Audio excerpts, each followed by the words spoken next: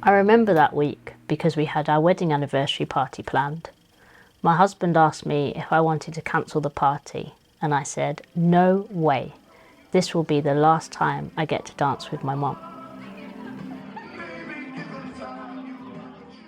On May the 14th, I'll be running my first ever marathon as a way to raise as much money as possible for MND Association, but also to help me deal with the grief of losing my mother.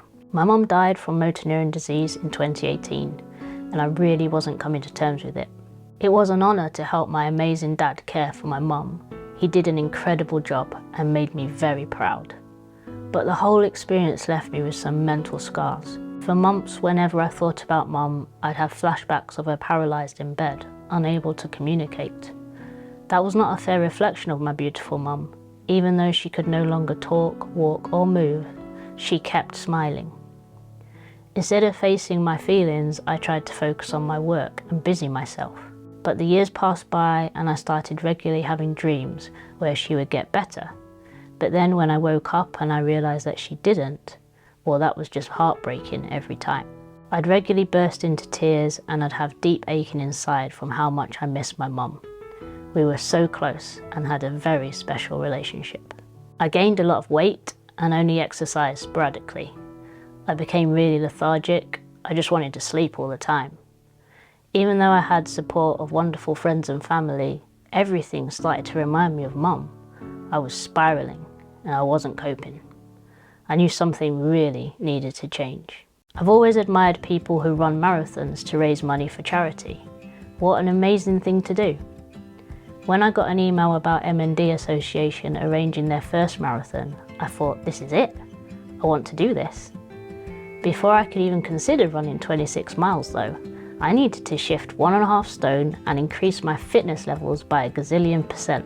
I started with swimming and spinning, and now I can run up to 20 miles. I've got the perfect running partner. We love training in the peaks, come rain or shine. I've got great support from my dad, husband and brother.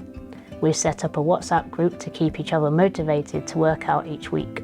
Nutrition has been a bit of a challenge. I've got a dodgy tummy, but I think I've cracked it now and found some great products that agree with me. These are the best gels and the tastiest recovery drinks. Signing up for this marathon and training for it has been the best thing for me physically and mentally. It has really helped me to face my grief and push myself forward. I still think of mum all the time, but now the thought of her keeps me going on those long runs, knowing that what she went through was so much worse than any discomfort I'll experience running a marathon.